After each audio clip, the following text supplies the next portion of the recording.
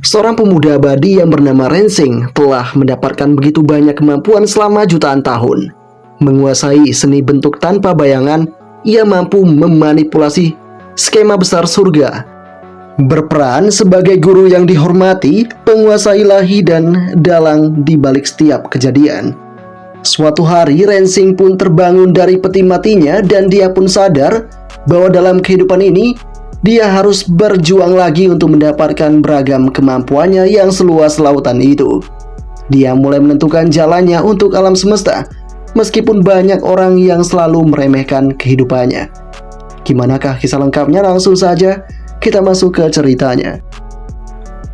Cerita diawali dengan memperlihatkan seorang pria yang berasal dari keluarga Jiang yang bernama Jiang Shen. Dia kesini karena ini merupakan makam leluhurnya. Dia meminta tolong kepada leluhurnya agar keluarga Jiang bisa untuk diselamatkan dari krisis yang sedang terjadi. Keluarga Jiang benar-benar sudah ada dalam bahaya dan banyak sekali musuh yang tersebar dimanapun. Saat ini Jiang Shen benar-benar tidak tahu harus berbuat apa. Dan tak lama kemudian dari arah belakang, pasukan musuh dari keluarga Jiang datang ke sana.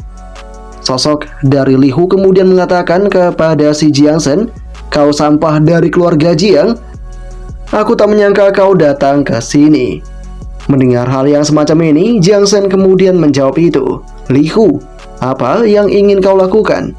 Ini adalah tanah leluhur keluarga Jiang kami, dan kalian semua tidak dipersilakan untuk masuk begitu saja." Tapi sayang Li Hu tertawa terbahak-bahak.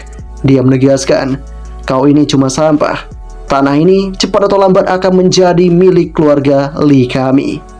Kami juga akan menjadikan tempat ini sebagai tempat pembuangan air kecil kami." Mendengar hal yang semacam itu, Jiang Shen pun jelas kesal.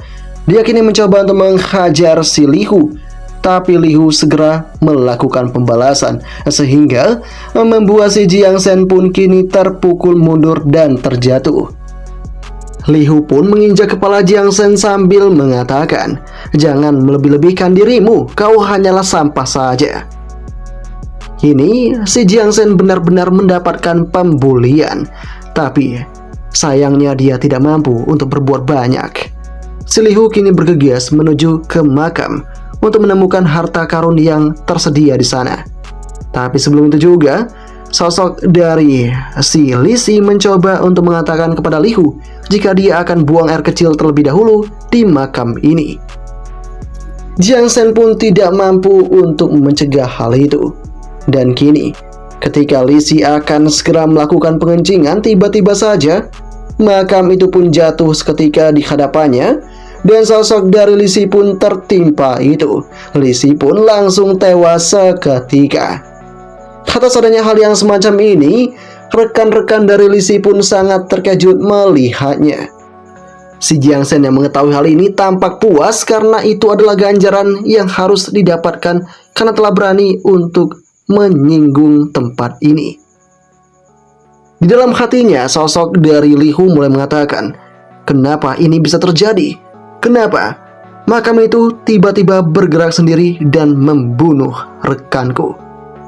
Para anak buah pun kini semakin yakin jika di sini terdapat harta karun di dalam makam itu. Mendengar hal yang semacam ini, sosok dari si Li Hu jelas tidak akan meninggalkan ini secara sia-sia. Dia menyuruh pasukannya untuk bergegas membuka makam itu. Para anak buah pun mulai mencoba untuk melangkah. Di sana, si Jiang Shen tidak mampu untuk mencegahnya lagi. Jiang Shen juga bahkan ditendang lagi oleh si Li Hu sehingga dia kembali terjatuh. Para anak buah pun kini sudah berhasil tiba di makam dan mulai memandang ke arah makam itu. Tapi seketika saja, leher mereka pun tercekik oleh sosok yang ada di dalam sana. Dengan kondisi ini membuat si Li Hu benar-benar tampak terkejut dan tak menyangka sosok dari orang yang ada di makam kini benar-benar berdiri dengan tegarnya. Dia pun kini bingung tentang di manakah keberadaannya saat ini. Yah, pada saat ini terjadi, para komplotan dari si Li Hu sadar jika kemungkinan orang ini merupakan hantu alias roh jahat yang sedang melakukan penyamaran.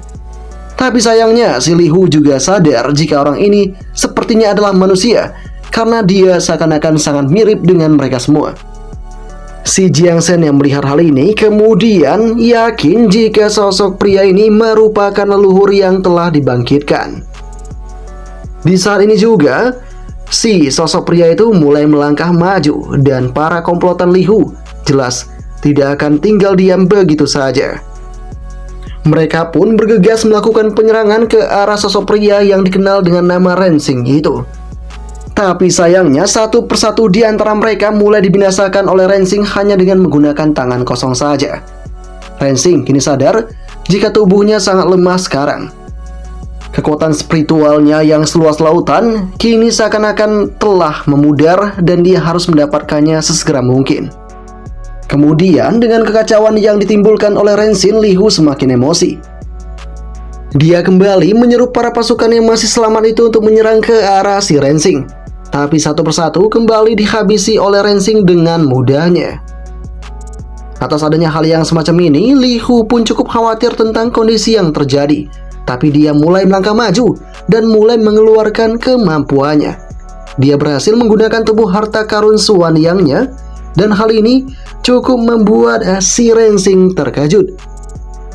Tubuh harta karun Suan Yang ini merupakan sebuah harta karun dari keluarga Li. Dan dengan kondisi ini juga membuat Rensing pun sadar jika kekuatan yang terpancar dari Li Hu ini merupakan 1% kekuatan sucinya yang dulu dia miliki. Ya, kini si Li Hu semakin sombong. Dia menegaskan, "Suatu kehormatan bagimu, bocah asing, untuk mati di tanganku." Serangan kilat mulai diluncurkan oleh si Li Hu, tapi itu berhasil ditahan dengan mudah oleh si Rensing hanya dengan menggunakan tangannya. Li Hu pun sangat terkejut akan hal itu. Dan dia pun kini mencoba melepaskan genggaman dari Rensing itu, namun dia gagal. Perlahan-lahan energi yang terdapat pada tubuh Li Hu diserap oleh si Rensing itu. Dan kini Rensing semakin merasakan kesakitan.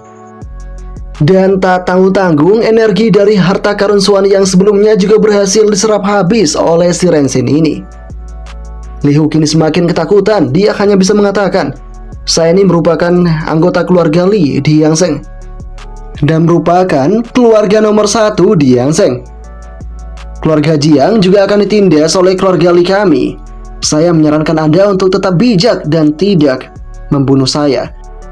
Tapi sayangnya Rensing tidak peduli akan hal itu dan dia langsung menghantam si kepala botak hingga membuatnya pun kini terluka parah. Tak tanggung-tanggung pada saat ini sosok dari Rensing benar-benar melakukan pembunuhan di sana.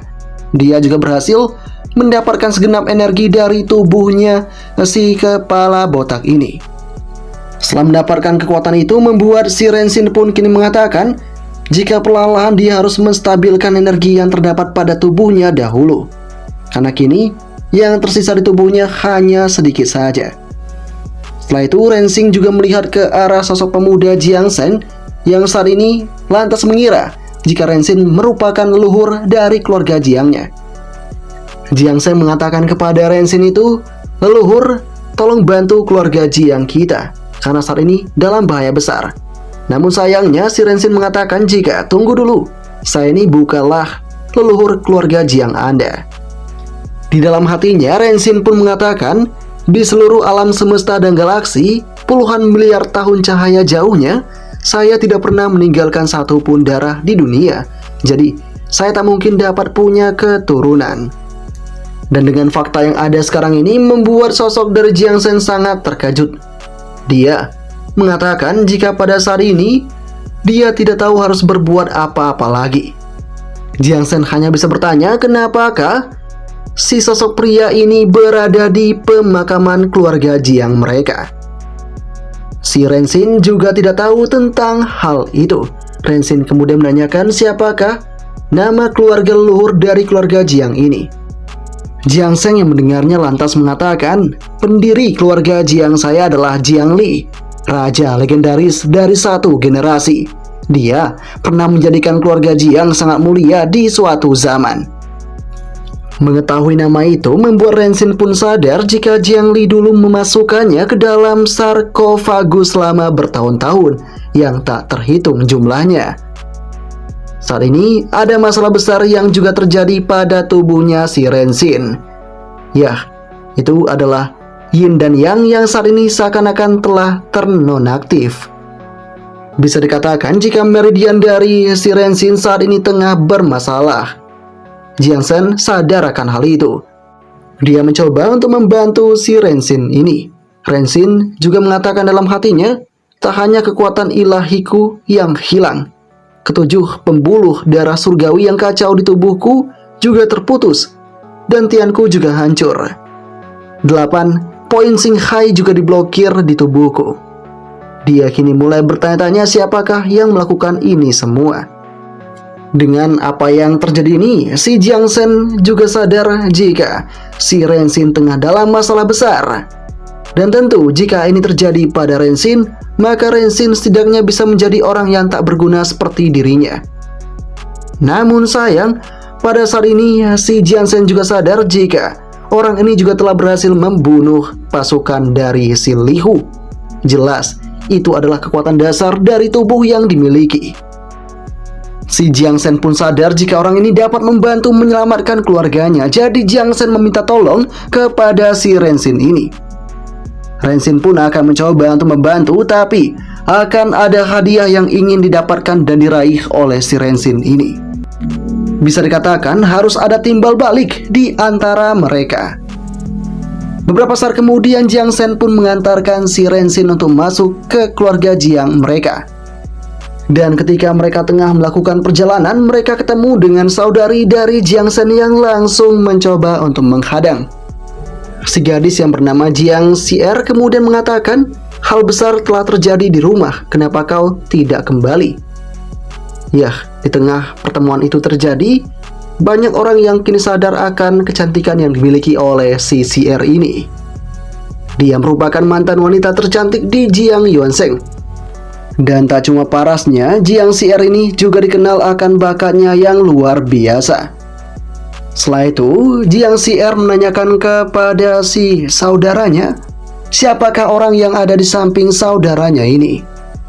Si Jiang Shen pun kemudian mengatakan jika ini adalah Renshin yang akan membantu memecahkan masalah dalam keluarga Jiang mereka. Renshin di sana juga dikenali oleh si Jiang Shen jika yang ada di hadapannya merupakan saudari perempuan dari si Jiang Shen ini. Dia juga merupakan murid elit dari sekte Sang Yuan. Dan setelah perkenalan itu dilakukan, si Jiang Xier pun sadar jika sosok pria yang ada di hadapannya ini gantiannya telah rusak dan meridiannya juga telah hancur. Si Jiang Xier mulai ragu terhadap kemampuan dari si Renshin ini, karena bagaimana mungkin dia dapat menyelesaikan masalah keluarga Jiang mereka. Mendengar hal itu, Renshin kemudian mengatakan, kau tak perlu khawatir, bawa saja aku ke rumah Jiang itu. Tapi sayangnya si gadis menolak karena dia tak percaya. Dia juga bergegas mengajak si Jiang Shen untuk kembali pulang. Jiang Xier pun kini menyangka jika pria ini sudah berbohong. Dia juga mengatakan kepada Jiang Shen, Jiang Shen, aku tahu kau sangat ingin membantu keluarga kita, tapi kau masih terlalu muda, dan aku sudah melihat terlalu banyak orang sombong seperti pria ini. Di tengah apa yang terjadi ini, si Jiang Shen mencoba untuk mengatakan, kau tidak tahu tentang apa yang terjadi. Si Renshin ini telah berhasil membunuh Li Hu beserta pengikutnya. Mendengar hal yang semacam ini membuat si gadis sangat terkejut. Dia tak menyangka gimana caranya si Renshin melakukan hal itu. Kemudian Jiang Shen semakin menambahkan perkataannya.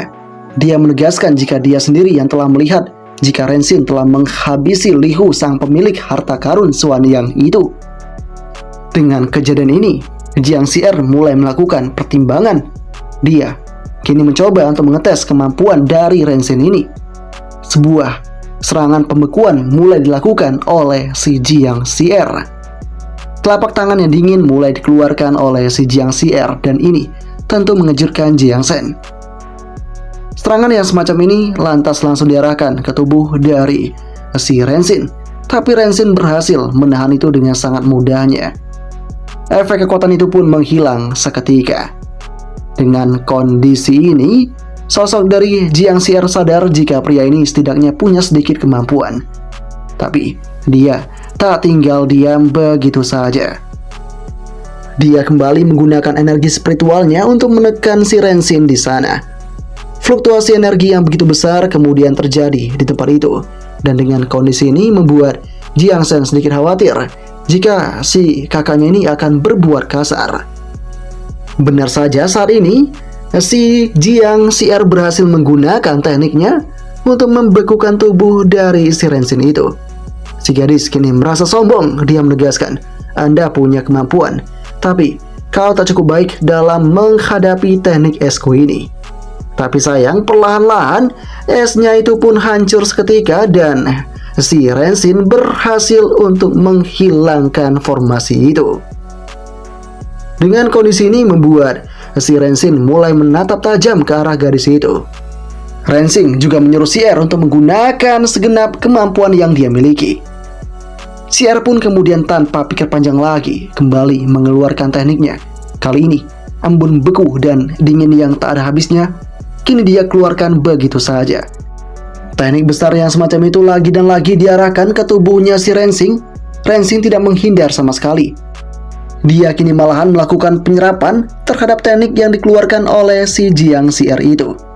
Jiang Xier semakin terkejut atas kondisi yang dia dapatkan.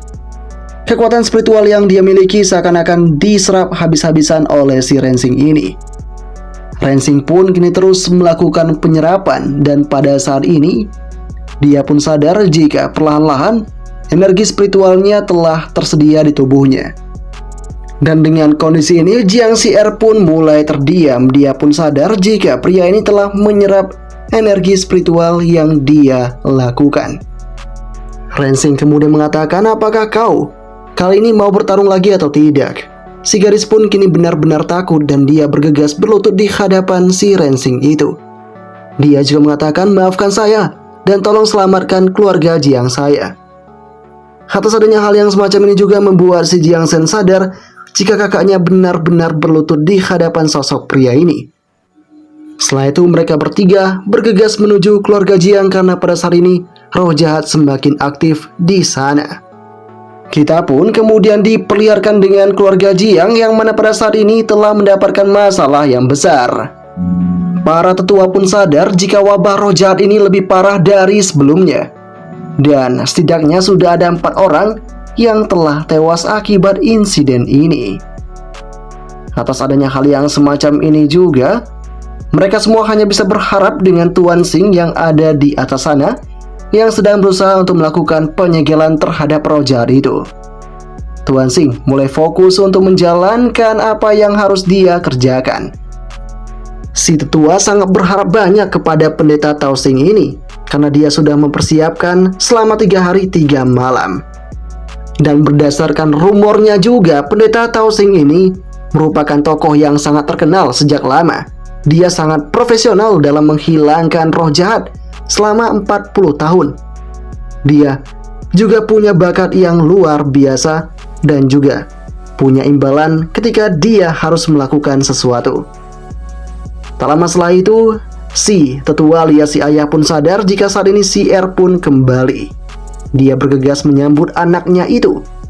Di sana si Xier pun sudah tahu segalanya tentang apa yang terjadi di keluarga mereka. Dia kesini untuk mencoba membantu. Xier kemudian tanpa pikir panjang langsung memperkenalkan Rensin di hadapan ayahnya itu. Ketika sebuah keributan terjadi seperti ini, sosok dari si Tao Xing sangat kesal karena dia tidak bisa untuk fokus. Dia sangat marah dan mengatakan, "Saya telah berusaha untuk merapal mantra, tapi kalian malah mengganggu pikiran saya ini. Keluarga Jiang, apakah kalian benar-benar ingin menyingkirkan roh jahat ini apa tidak?" Semuanya pun mulai terdiam. Si ayah kemudian mengatakan, "Guru Tao, mohon untuk tenang. Putriku saat ini sangat khawatir tentang kondisi keluarga. Jadi, dia baru saja kembali dari Sang Kuanzong untuk kesini untuk melihat keadaan keluarga." Untungnya si pendeta Tao Xing pun paham akan hal itu. Dia hanya bisa mengatakan, lain kali jangan lakukan keributan yang semacam ini lagi. Atau tidak, aku tak akan membantu kalian. Setelah itu si R juga diperintahkan untuk memberikan salam penghormatan kepada pendeta Tao ini. Si R bergegas melakukan itu. Dia juga mengatakan jika sangat senang bertemu dengan pendeta Tao. Atas adanya penghormatan yang semacam ini membuat Tao Xing pun kini senang, seperti yang diharapkan dari murid elit sekte Sang Xuan. Kau harus tahu tentang reputasiku yang hebat ini. Setelah itu juga pendeta Tao pun mengatakan, kalian semua harus minggir, saat ini aku harus melafalkan mantra dan juga menyegel roh jahat itu. Semuanya pun paham akan hal itu, tapi tidak dengan sosoknya si Rensing. Dia kini hanya berdiri menatap ke arah tempat itu dan dia mengatakan dalam hatinya, menarik sekali, aura di sini merupakan kebangkitan dari sisa jiwa iblis yang dulu ditekan oleh Jiang Li selaku pendiri keluarga ini. Dan dengan apa yang dilakukan oleh si Rensing ini membuat pendeta Tao Xing pun kini kesal. Dia mengatakan, kenapa kau masih berdiri di sini? Di dalam hatinya sosok Rensing pun mengatakan, apa yang harus aku lakukan terhadap si Pak Tua bangka ini? Dia benar-benar membosankan. Dan dengan apa yang dilakukan oleh si Rensing ini membuat si anak buah dari pendeta Tao mengatakan, bersikaplah dengan baik. Tuanku sedang berbicara tapi kau tidak memperdulikannya. Tapi meski begitu tetap saja si Rensing tidak butuh dan tidak peduli akan hal itu. Saat ini Rensing akan mencoba untuk menangani sumber iblis ini.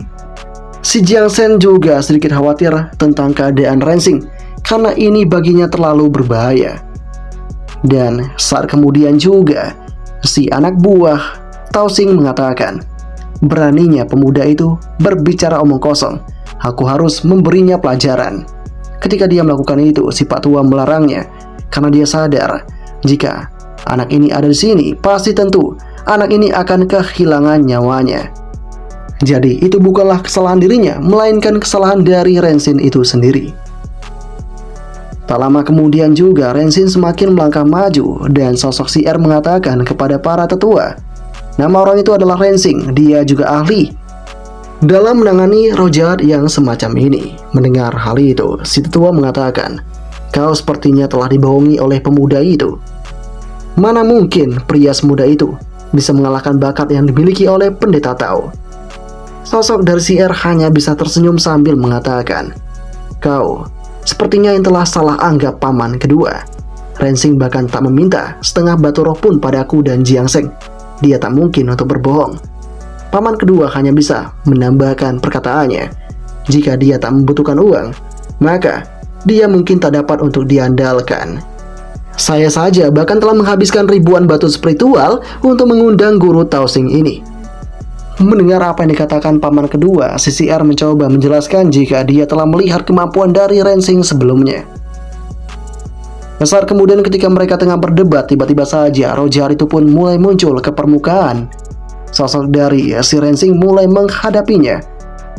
Begitu juga dengan pendeta Tao. Saat ini pendeta Tao mengatakan, beraninya kau roh jahat kecil mencoba untuk menyerang tempat ini. Sebuah teknik segel mulai dilepaskan oleh sosok dari pendeta Tao, dan ini membuat si paman kedua senang karena ini merupakan metode unik pendeta Tao Xing. Teknik ini mengembangkan segel ajaib untuk menekan roh jahat sepanjang hidup dan tidak pernah gagal. Proses mulai dilakukan, dan di saat yang bersamaan juga si pendeta Tao ini menyuruh sosok dari Rensing untuk menangani ini terlebih dahulu secara sendirian. Jiang Shen pun sadar akan hal itu dan ini adalah tindakan yang sangat berbahaya sekali. Sosok dari si R juga tampak sangat khawatir dengan keadaan yang akan terjadi pada si Rensing ini. Roh jahat semakin menggebu-gebu. Kali ini dia mulai mengeluarkan sedikit demi sedikit wujud aslinya. Semua orang mulai panik di sana, tapi tidak dengan si Rensing. Rensing pun sadar jika aura ini memang merupakan sisa jiwa dari sumber iblis. Saat kemudian juga sosok dari si Patua hanya bisa mengatakan dalam hatinya, sepertinya anak ini sebentar lagi akan segera tamat. Serangan besar kini mulai dikeluarkan oleh sosok Roger itu, dan itu lantas langsung diarahkan kepada tubuh dari si Rensing. Dan ketika serangan itu juga sudah dilakukan, sosok dari Patua berhasil melakukan penyegelan dengan cara menekan iblis tersebut. Jadi, dia pun merasa jika kini sudah berada di atas angin. Ketika dia sombong seperti itu, dari arah belakang Rensing pun mengatakan jika tugasmu Patua belumlah selesai. Si roh jahat masih belum bisa dikalahkan. Si Patua kini terkejut dengan kehadiran Rensing itu. Rensing belumlah mati. Dia pun juga sadar jika anak-anak ini tidak ada luka sama sekali. Orang-orang pun kini juga membalas statement dari Rensing itu dengan mengatakan, "Kau ini sangat bicara omong kosong. Si tuanku juga telah berhasil menyegel iblis jahat itu sebaik mungkin, jadi tak mungkin salah." Si paman kedua juga merasa hal yang demikian. Pemuda ini juga baginya melakukan perkataan yang tidak sesuai dengan perbuatannya. Kini, sosok dari pendeta Tao juga menambahkan, segel penekan setan adalah teknik rahasia unik dari pendeta Tao ini. Saya merupakan satu-satunya di dunia yang mengetahui ini. Teknik ini berspesialisasi dalam mengalahkan roh jahat. Nak, kau sangat bodoh ketika berhadapan denganku. Rensing yang mendengar itu kemudian mengatakan, kau ini terlalu sombong dan bodoh. Segel penekan iblis memang menahan roh jahat, tapi Anda salah mempraktikannya. Segel penekan iblis yang sebenarnya digerakkan oleh kekuatan jiwa, tapi Anda menggunakan kekuatan spiritual. Si anak buah dari si pendeta Tao Sing pun mulai kesal dan mencoba untuk menyerang ke arah si Ren itu, namun Ren bergegas untuk menamparnya begitu saja. Dan saat kemudian apa yang dikatakan oleh Rensing pun kini benar-benar terjadi. Si roh jahat tidak dikalahkan begitu saja. Dia kini berhasil bangkit dengan tubuh yang semakin menjadi-jadi. Si anak buah tadi pun kini hanya bisa tercengang menyaksikan apa yang ada di hadapan matanya. Dan reaksi yang sama juga ditimbulkan oleh para tetua yang tidak mensupport si Rensing sebelumnya. Kini, pendeta Tao kembali mencoba untuk melakukan pensegelan terhadap roh jahat ini. Tapi dia telah gagal. Roh jahat pun mengatakan taktikmu itu sangat kekanak-kanakan. Kau harus tahu siapa aku yang sebenarnya. Sosok dari pendeta Tao kini mulai terluka karena kegagalannya dalam melakukan pensegelan.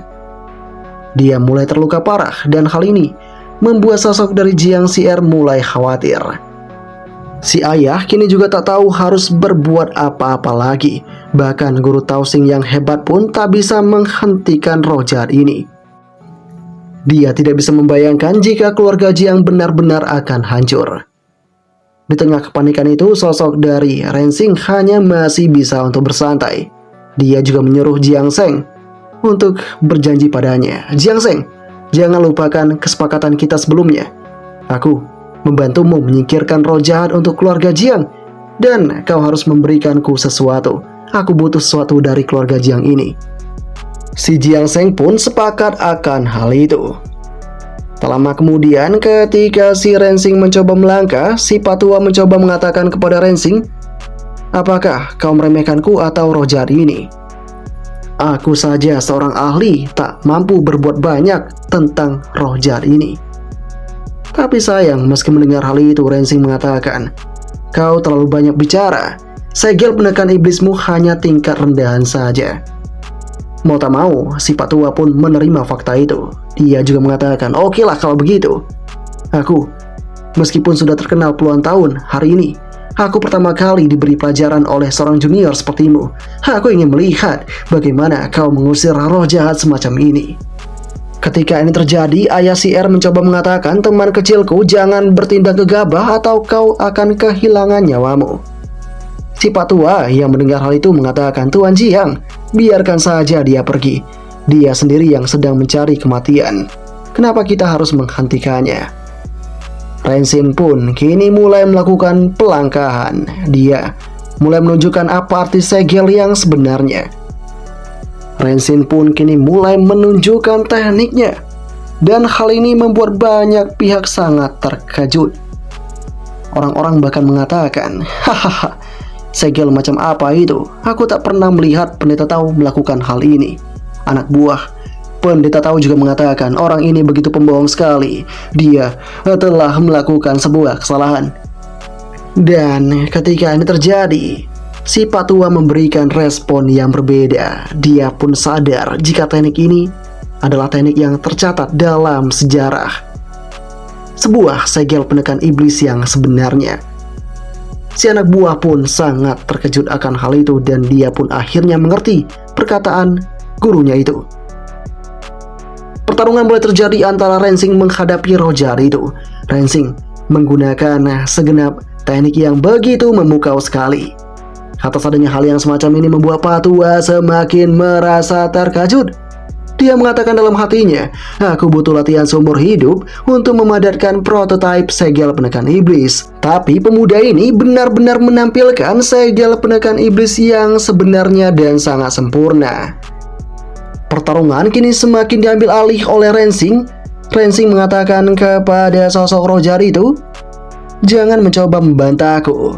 Aku memberikanmu sebuah kesempatan. Ada yang ingin kutanyakan padamu.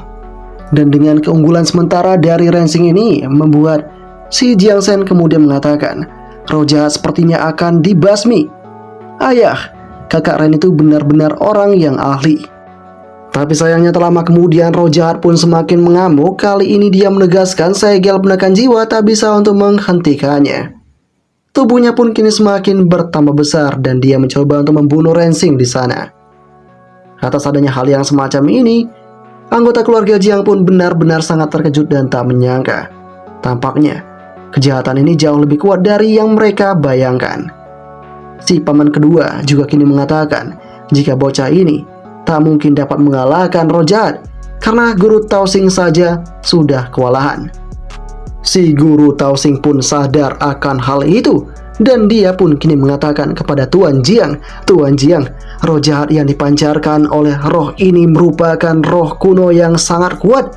Saya khawatir tidak sesederhana itu dan tidak mungkin dikalahkan. Jadi, sebaiknya kita harus meninggalkan tempat ini sebelum terlambat. Ketika semua orang panik seperti itu, Rensing tetap melangkah maju sambil mengatakan, dasar roh jahat bodoh, kenapa kau tidak taat kepada aku? Rensing pun kemudian tanpa pikir panjang lantas langsung menggunakan 5 segel penekan iblis sekaligus untuk menghadapi si Rojar ini. Si Pak Tua pun benar-benar terkejut akan hal itu.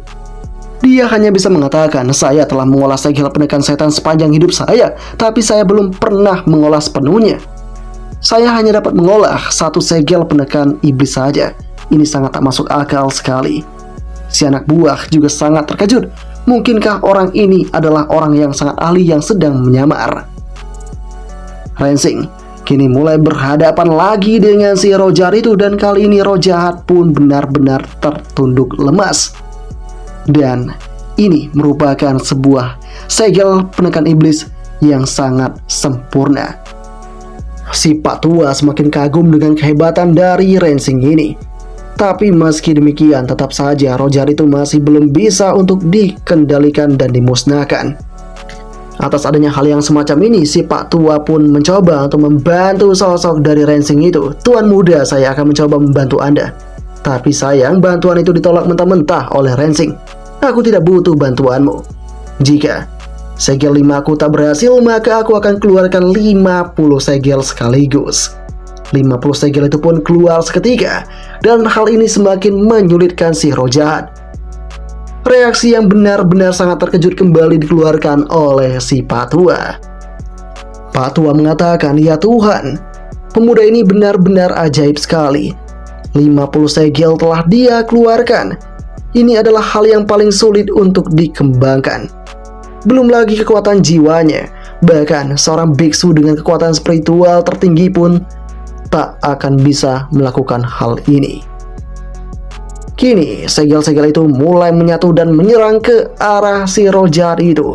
Rojar semakin lama semakin mengecil dan pada akhirnya dia benar-benar hilang ditelan bumi.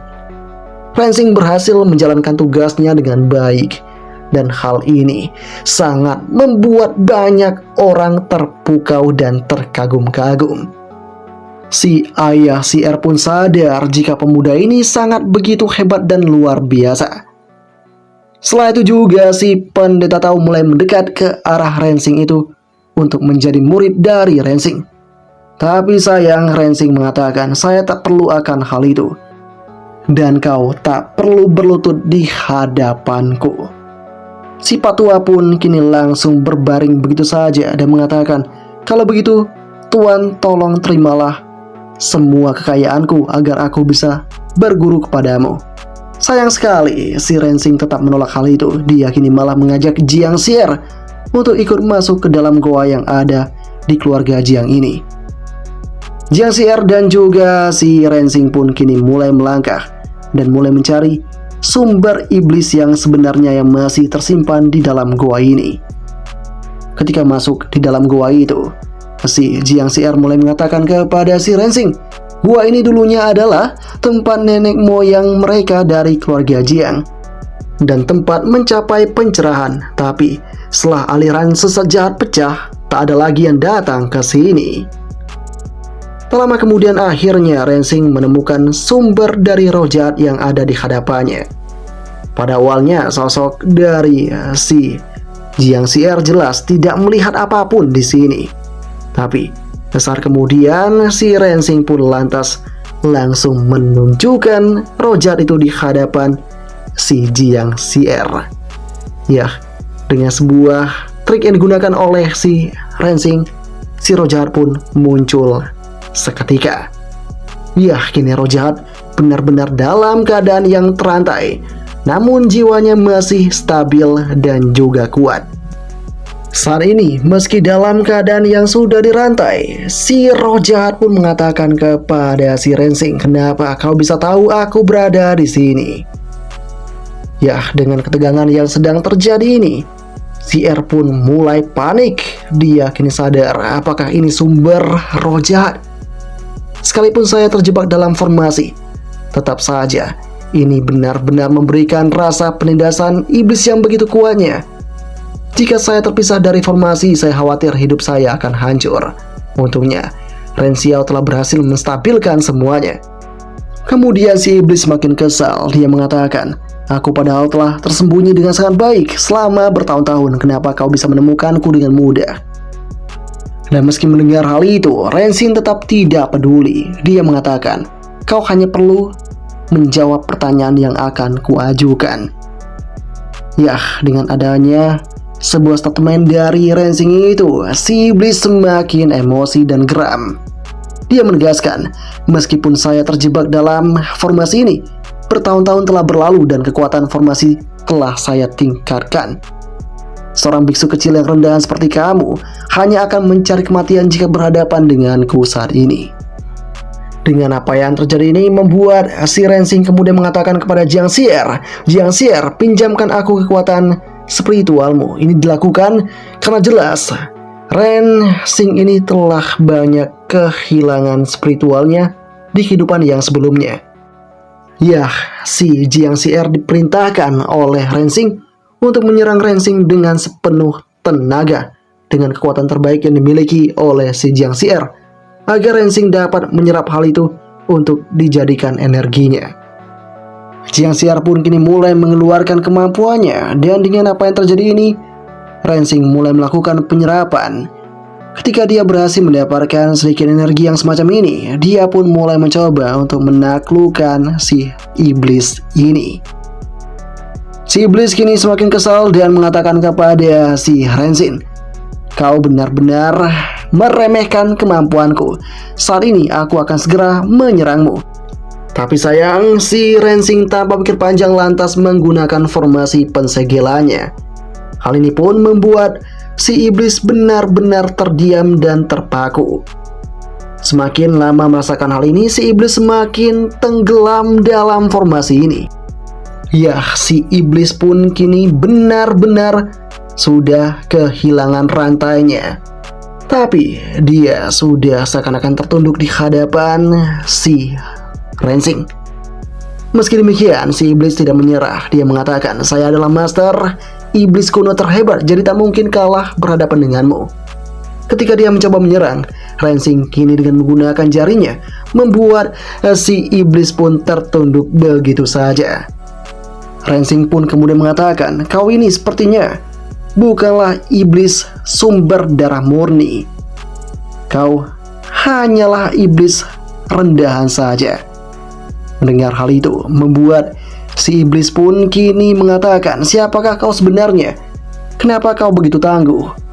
Sebelumnya hanya Raja Jiang yang bisa menyegelku.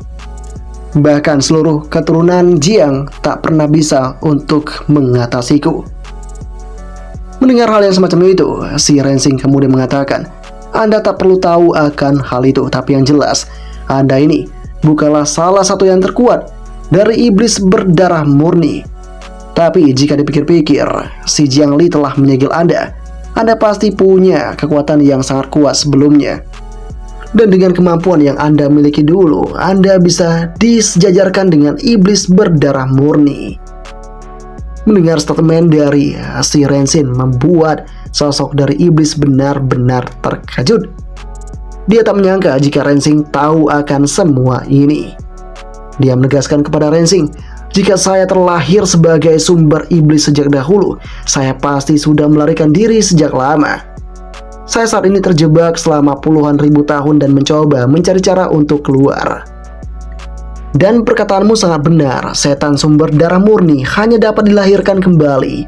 Saya mengandalkan kekuatan saya untuk dipromosikan." Si iblis juga menambahkan alasan dulu kenapa saya bisa sejajar dengan roh iblis murni. "Karena saya bisa dipromosikan menjadi origin demon.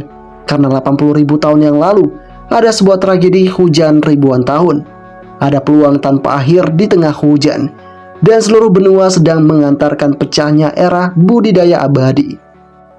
Rensing dan juga si Jiang Yi'er pun mulai mendengarkan itu dengan seksama. Jiang Yi'er juga sadar jika itu belum pernah dia dengar. Yang dia tahu adalah tentang insiden ledakan besar era keabadian. Si iblis kembali menambahkan, "Saya sendiri saat itu pernah mengalami insiden itu. Dan hujan itu bukanlah hujan biasa. Hujan itu benar-benar akan meningkatkan kemampuan siapapun. Biksu yang tak terhitung jumlahnya mandi dan berkultivasi, menjadi Buddha dan menjadi leluhur. Bayi yang tak terhitung jumlahnya dilahirkan dengan berbagai fisik yang luar biasa. Biksu yang tak terhitung jumlahnya menerobos tubuh mereka dan menjadi yang terkuat dari yang terkuat, mendirikan sekte dan bersinar untuk suatu zaman. Pada saat itulah aku dipromosikan sebagai iblis murni."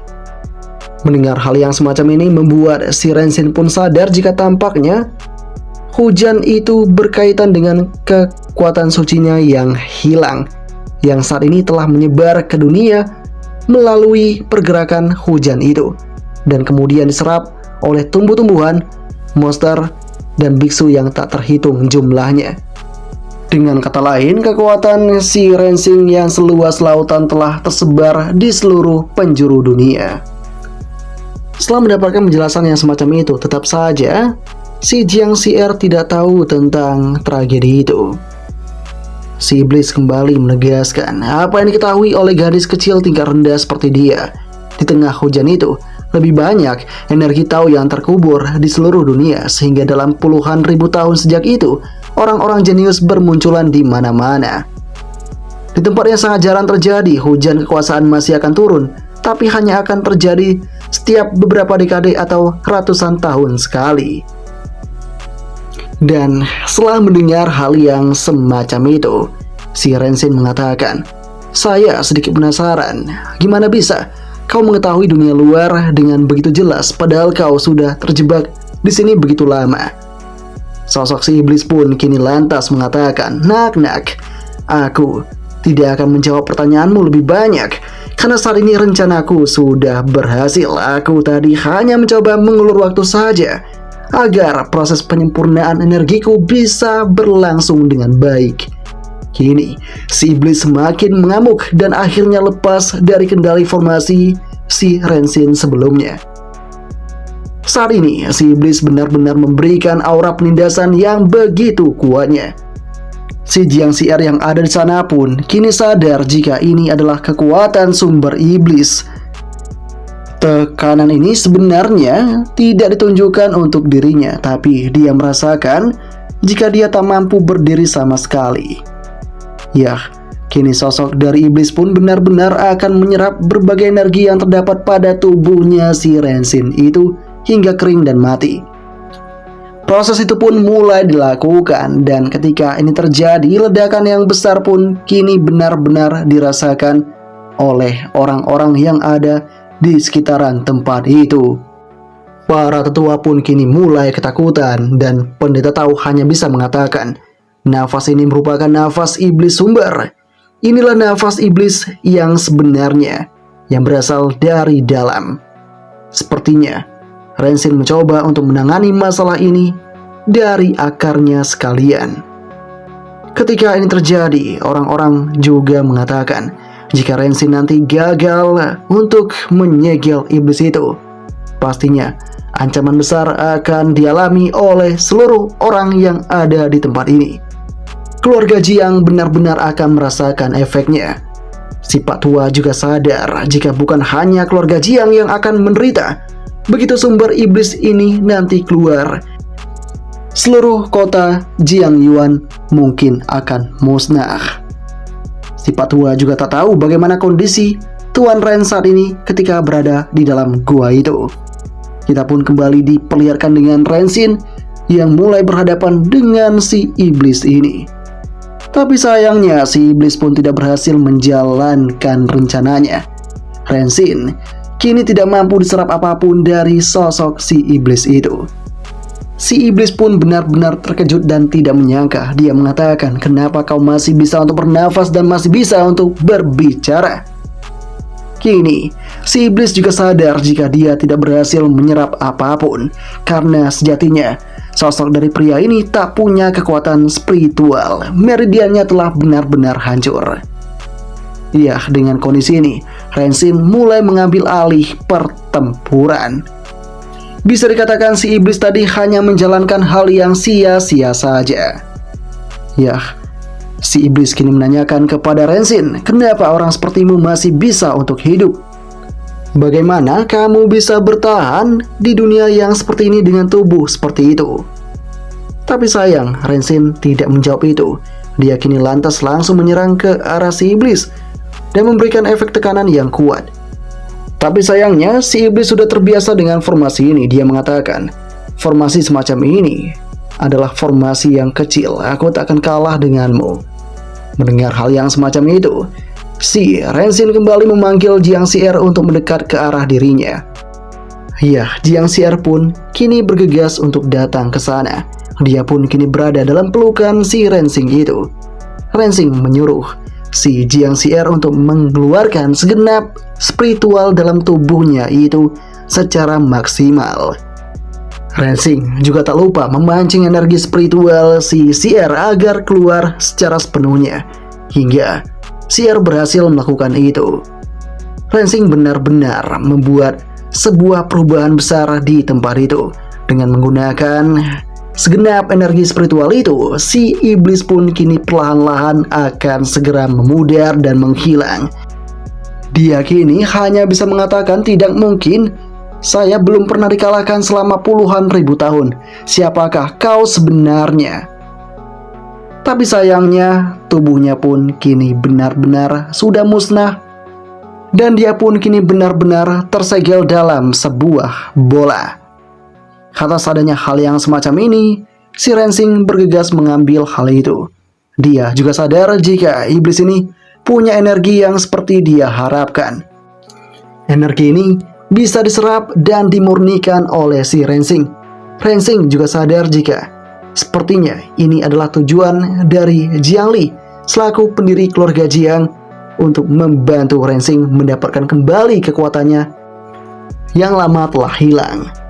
Sebelum itu juga, Rensin pun sadar jika dia saat ini harus segera memperbaiki dantiannya.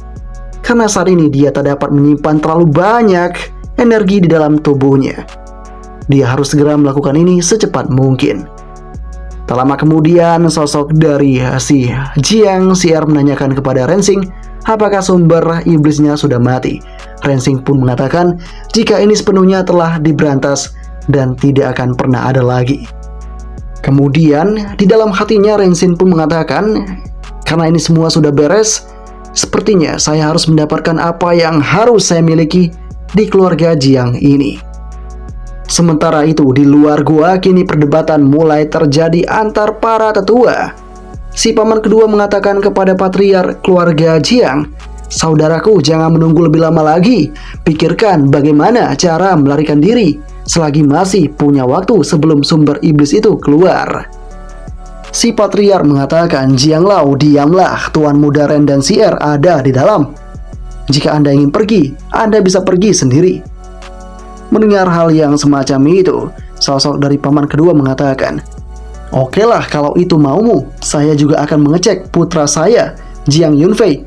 Apakah dia terpengaruh atau tidak atas adanya kejadian ini?" Di dalam hatinya, si Jiang Lao mengatakan, setelah Jiang Xier meninggal nanti, tidak akan ada yang mendukung Tuan Muda Jiang Sheng menjadi penerus keluarga ini. Pastinya, putra saya Jiang Yunfei secara alami akan menjadi generasi terbaik di keluarga ini. Dan ketika dia tengah optimis, tiba-tiba saja sosok dari Rensing dan juga si Xier berhasil keluar dengan keadaan yang baik-baik saja. Si ayah pun kini sangat cemas melihat anaknya itu. Namun, si Jiang Xier mengatakan jika semuanya telah berhasil untuk ditenangkan, sumber iblis juga telah berhasil dimusnahkan sepenuhnya. Dengan apa yang terjadi ini, si Pak Tua hanya bisa mengatakan, Tuan Ren ini tampak biasa-biasa saja, tapi dia dapat menggunakan lusinan segel penekan iblis yang nyata. Jiwa dari Tuan Ren ini sangat kuat sekali. Dia benar-benar orang hebat yang pernah saya temui. Tak lama setelah itu juga, si Rensing pun benar-benar dihormati oleh patriark keluarga Jiang. Dia mengatakan, "Tuan Ren, terima kasih karena telah menyelamatkan keluarga Jiang saya. Jika Anda punya permintaan, silakan katakan saja. Sebisa mungkin keluarga Jiang akan menepati hal itu." Rensing pun kemudian mengatakan, "Ya, itu sangat benar adanya. Yang kuinginkan hanya satu dari keluarga Jiang." Si patriark yang mendengarnya lantas bertanya, apakah yang diinginkan oleh Tuan Ren? Rensing kemudian mengatakan, "Saya tak tahu benda itu secara spesifik di mana. Tapi benda itu ditinggalkan oleh Jiang Li, leluhur keluarga Jiang kalian." Rensing saat ini benar-benar yakin jika di sini akan ada benda ajaib yang dapat untuk membantu memulihkan kemampuan dari Rensing ini yang ditinggalkan oleh si Jiang Li. Setelah mendengar adanya permintaan dari si Rensing itu, membuat patriark pun mengatakan, "Saya tak tahu tentang barang itu, tapi saya bisa mengantarkan Anda untuk pergi ke sana." Rensing pun setuju dan sepakat akan hal itu. Dan sebelum mereka pergi ke sana, sosok dari pendeta Tao kini pamit undur diri karena semuanya sudah berhasil untuk ditenangkan. Dia juga mengatakan kepada si Rensing, "Prestasi Tuan Muda Ren hari ini membuatku sangat takjub. Jika kita bisa bertemu lagi, saya sangat ingin menjadi murid Anda." Si Rensing pun hanya bisa terdiam di sana sedangkan si patriark kini memberikan salam perpisahan. Setelah itu, Rensing dan yang lainnya pun kini bergegas untuk mengunjungi harta karun leluhur Jiang Li. Di sana Rensing benar-benar diantarkan dengan baik oleh sosok dari patriark. Rensing pun kini melihat ada begitu banyak harta leluhur yang terdapat di tempat itu. Dan ketika mereka semakin mencoba melangkah, sosok dari Jiang Lao mencoba untuk mencegah hal itu. Dia mengatakan kepada patriark, "Patriark, ini tak boleh dilakukan. Tempat leluhur tak boleh dimasuki oleh orang yang sembarangan." Dan ketika perdebatan itu terjadi, Rensing tidak peduli. Dia kembali melangkah masuk dan mencoba untuk melihat apakah isi dari harta karun yang ada di hadapannya. Perdebatan kini semakin menjadi-jadi antara patriark dan juga si Jiang Lao. Jiang Lao sangat membantah. Dia mencoba untuk mencegah si Rensing itu masuk, tapi patriark menegaskan, "Kau ini sangat bodoh. Si Rensing telah membantu menyelamatkan keluarga Jiang kita. Kalau tidak ada dia, keluarga Jiang kita benar-benar akan dimusnahkan. Dan ketika perdebatan semakin memanas, tiba-tiba ada sosok yang datang ke sana yang langsung marah dengan begitu lantangnya. Si patriark yang mendengarnya kemudian mengatakan, "Siapakah kau yang berani untuk datang ke sini?" dengan sebuah kemarahan yang besar. Ternyata itu tak lain dan tak bukan adalah kepala keluarga Li, yang itu merupakan ayah dari Li Hu. Atas adanya hal yang semacam ini membuat si patriark menanyakan kenapa Li Mang datang ke tempatnya ini. Li Mang kemudian mengatakan, "Kalian, keluarga Jiang, telah melakukan sesuatu terhadap anakku. Anakku telah ditemukan tewas di makam leluhur kalian. Serahkan pembunuh itu sekarang juga." Si patriark tidak tahu harus berbuat apa, karena dia benar-benar tidak tahu tentang kondisi yang terjadi. Mendengar hal yang semacam ini, tetap saja si Li Mang tidak percaya. Dia menegaskan, "Berhentilah untuk berbohong. Cepat serahkan si pembunuh itu atau aku akan melakukan sesuatu yang kejam terhadap keluarga Jiang ini." Dengan kondisi ini, sosok dari Jiang Lao menanyakan kepada si Jiang Shen, "Jiang Shen, kau tadi berada di makam leluhur. Apakah kau tahu tentang situasi ini?" Jiang Shen pun kini mulai terdiam. Sosok dari paman kedua terus mencoba untuk memaksa Jiang Shen mengatakan sesuatu yang mungkin bisa dikatakan. Si Jiang Lao dengan lantangnya mengatakan kepada Jiang Shen, "Cepat beritahu siapa pembunuh itu. Karena jika tidak, keluarga Jiang kita akan benar-benar dalam bahaya. Sebab patriark keluarga Li jelas tidak akan melepaskan keluarga Jiang kita." Atas kondisi ini membuat si Jiang Shen kemudian langsung mengatakan jika dirinya lah yang merupakan pembunuh dari Li Hu itu. Si ayah pun kini benar-benar terkejut melihat kesaksian dari anaknya itu. Yah, kini sosok dari Jiang Shen benar-benar mengatakan, "Akulah yang membunuh putramu itu, karena dia telah bertindak keji di makam leluhur keluarga Jiang kami. Jadi dia pantas untuk mendapatkannya."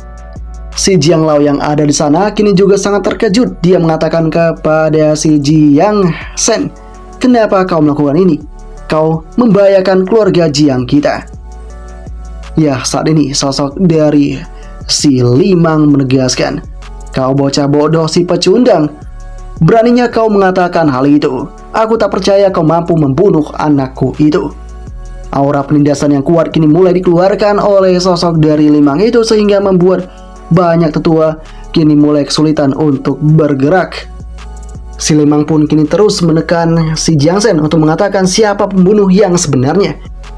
Tapi tetap saja Jiang Shen pun mengatakan jika dialah yang melakukan itu. Atas adanya hal yang semacam ini, si Li Mang semakin kesal dan mau tak mau dia akan membinasakan Jiang Shen di tempat ini. Serangan besar pun kini mulai dikeluarkan. Tapi jelas sang ayah akan mencoba melindungi anaknya itu.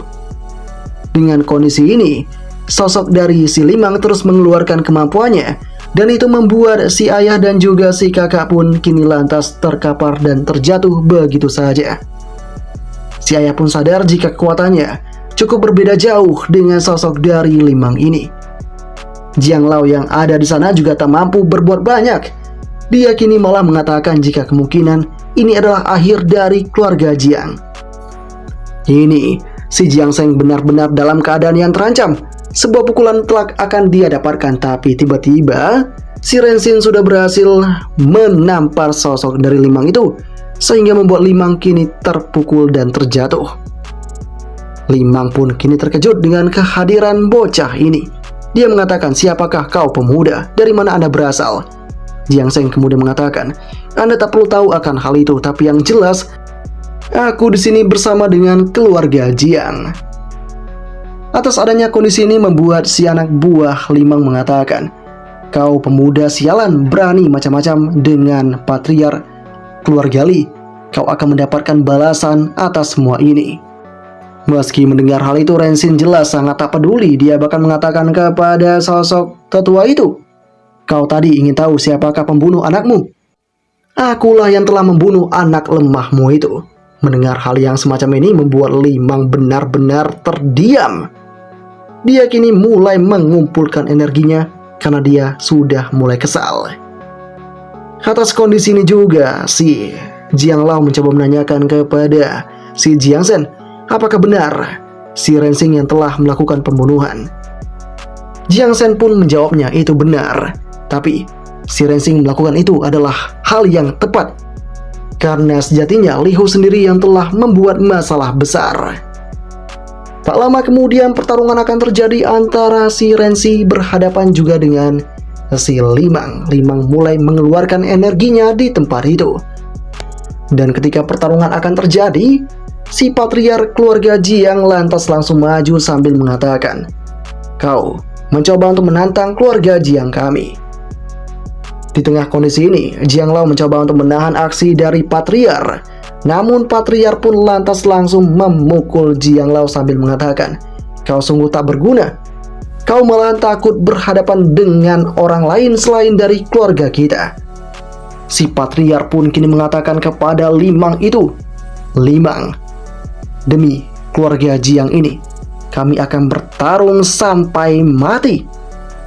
Kau harus segera pergi dari sini." Limang pun semakin kesal. Dia mengatakan, "Anggota keluarga Jiang semuanya akan kubinasakan sekarang." Dan dengan adanya statement dari si Limang itu, membuat si patriark menegaskan, "Kalau begitu kita buat saja sebuah perjanjian. Penerus kita akan bertarung sampai mati esok hari.